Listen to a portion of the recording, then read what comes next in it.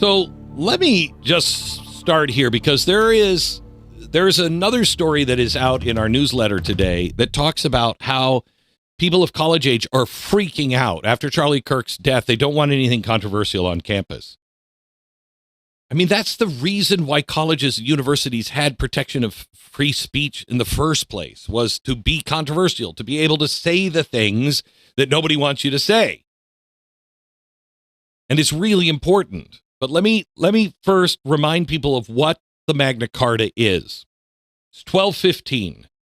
The Magna Carta is Latin for the Great Charter. And this wasn't some magnanimous gift from the king. The king, King John of England, he was losing a battle. France was just cleaning England's clock. The barons and all the lords and the ladies and everybody was like, this king sucks a lot. King sucks a lot. And we got to stop him because he's destroying everything. And he had lost most of the land to France. And then he started just imposing huge taxes on everybody. And because nobody in the lower class had any vote, this all happened with the lords and the ladies. And they were like, enough. You're abusing your royal power. Well, nobody had ever said that before. That just didn't happen. What do you mean? He has a divine right. He's the king. But in England, they said, no, you still have to be moral. You have certain laws and you can't just do these things. And so what they did is they got him to agree to the Great Charter, the Magna Carta. And it placed the king under the law. Before that, the king was the law. So now king is under the law. It created the principle of due process. Never before did we have that. You can't be imprisoned, punishment, or stripped of property except by the lawful judgment of your peers or the law of the land. So this creates jury trials. It creates habeas corpus, protection from arbitrary arrest, all of these things. The government now has to justify itself in a court of law. That's revolutionary, okay? It also limited taxation without consent, which we interpreted later as no taxation without representation. Rule of law, jury trials, rights of the accused, limits on government, protection of property, accountability of leaders. All of that comes from the Magna Carta, okay? That gave birth, 500 years later, to us and our ideas, okay? Now, England, the birthplace of the Magna Carta, is now thinking about getting rid of jury trials and arresting more than 12,000 people every year for what they call speech crimes. 12,000. Now, I want you to think about that. In Russia, in the same year this stat came out, the latest year that we have, 2023, in 2023, Russia arrested 4,000 people for speech crimes against the Russian military for Ukraine. 4,000 in Russia, 12,000 in England. The number I saw, and we don't have all the numbers, but the number I saw that were arrests for speech crimes in China was 120. Okay? Not for violence, not for theft, not for treason. 12,000 in England for words. Okay? Now, while that's going on, now the prime minister is floating the idea of eliminating, if not most, many jury trials. It'll only be for murder, manslaughter, and something else like that. Okay? So, in other words, if you're like, I believe you should be able to read the Bible in your own language in your own home, Tinsdale. You don't get any help. You don't get a jury trial. You get the court. You get the king trying you, not a jury of your peers. This goes against the Magna Carta, the lawful judgment of your peers. Okay, that is the safeguard that stands between you and an out-of-control state. This is the first and ancient firewall against tyranny. It is what makes England England. And if England, of all places, tosses that aside, what does the word free mean anymore? Okay? What does it mean? You can't speak and you have no jury trial of your peers? Wait, what? First of all, understand this. A nation that polices speech is not free. A nation that dissolves juries is not just unfree, it's prepping for something worse. Because the entire architecture of the Western world, the liberty that we have, rests on a single radical belief. The truth does not need a king. The truth shall set you free. Who is it? Not what. Who is the truth? Okay? No king but Christ, because Christ is the truth. That's the Western world. A person's conscience does not need a permit. Speech does not need a bureaucrat's approval before it leaves your lips. That's the West. That's what built the world, what took it from darkness to today. Freedom is not granted by the state. Freedom pre-exists government. Government's only legitimate job is to protect it. Now, here's a dark little secret that every single tyrant and every politician knows today. If you control speech, you control thought. If you control thought, you control people. If you control people, you don't ever have to worry about controlling the government because no one will ever challenge you again. This is why it is so essential for any side to go, you can't talk to them, don't listen to them, don't question, you can't hear that. No, they can say whatever they want, but I have a right to refute it. That's why free speech has to be absolute, not mostly free. Not free unless it makes, Billy over there cry and uncomfortable. No, sorry, Billy, you don't like it. Refute it. Freedom that depends on somebody else's free feelings is not freedom. Freedom that requires government approval is not freedom. Freedom that can be revoked because a bureaucrat doesn't like your tone is not freedom. Once speech becomes conditional, everything becomes conditional. Your rights, your property, your conscience, your place in society, because you only live by permission, never by principle. We live by principles, not people. Who is actually free? Who is actually free?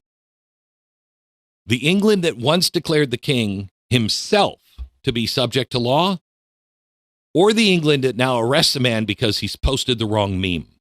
12,000 people. Can't find one in 2023 that was arrested for that in America. Not one.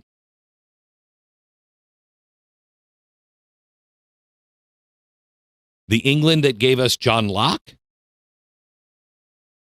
The philosopher of natural rights? Is that person free? Or the England that now warns citizens that context doesn't matter if their words cause someone, anyone, emotional harm?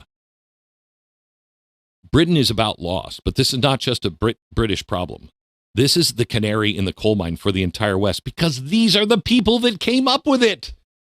When the mother country forgets its own legacy, jury trials and freedom of speech, when the land that once stared down monarchs now cowers before hashtags and activists and speech tribunals, then somewhere deep inside the Western soul, a light is flickering.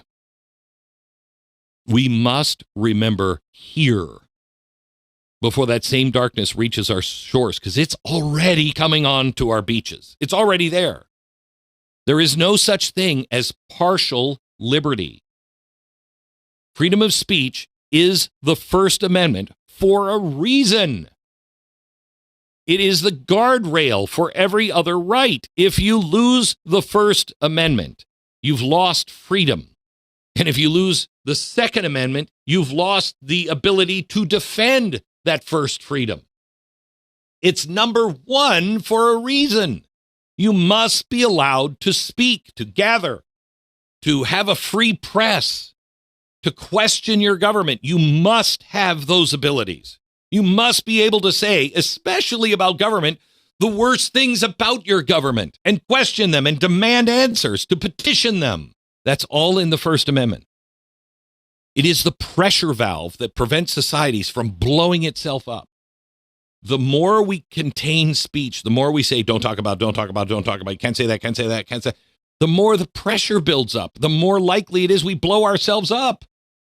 It's the mechanism where the powerless can speak to the powerful. It's the shield that protects dissenters, unpopular thinkers, prophets, reformers, and yes, even the offensive. Look, there are quote unquote historians now who are giving you all kinds of bullcrap about Hitler and everything else. None of that's true. I don't want to silence them. They have a right to say it. I have a right to say you're wrong and show you the evidence on what makes them wrong. That's the way it works. England is about to forget all of this. They are truly the birthplace of these kinds of ideas, and those ideas led to our idea of real freedom, no king. If they forget this, we cannot, because there won't be anywhere else in the world to go. The lesson of history, the lesson that history whispers quietly at first, then louder, and then finally, and we're about at this point with a scream, is that when a state decides which words are allowed, it will eventually decide which thoughts are allowed, which beliefs are allowed, which citizens are allowed. In the end, the prisons don't need bars. The cell will be in your own mind. Do you understand that, America? Do your kids understand that? We don't even know what it means to be free. I thought this weekend a lot about, and the truth shall set you free. Thought about a lot. In fact, maybe I'll talk to you about it here in a minute or so. Because I don't think people understand what it means to be free. We think everybody in the world is free. They're not. And you're about to really find that out. You want to be free or do you want to be safe? Because you cannot have both. When safety is defined by those who fear your liberty, it's over.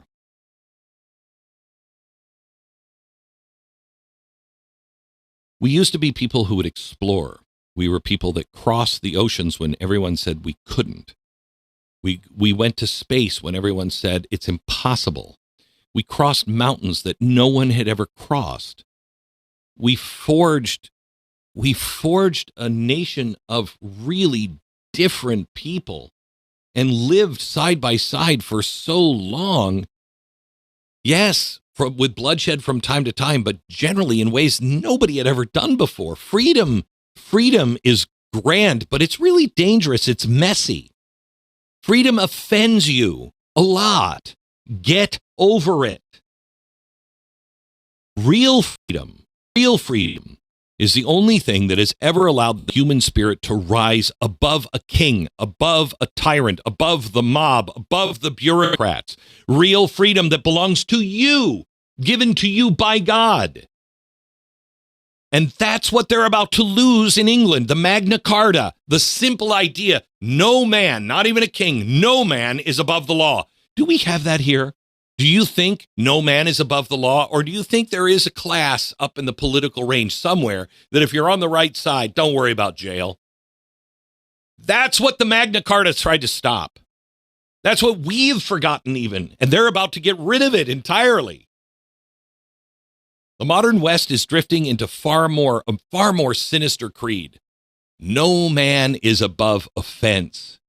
And that is how civilizations fall. Thank you for thinking for yourself and being part of a movement, because that's really what all of this is. If you want the full story, you want to go deeper, go to blazetv.com/Glenn. Go there right now, sign up, no interruptions, just the truth, uncensored and unfiltered. Don't just watch, take a stand. And I'll see you over there in a minute.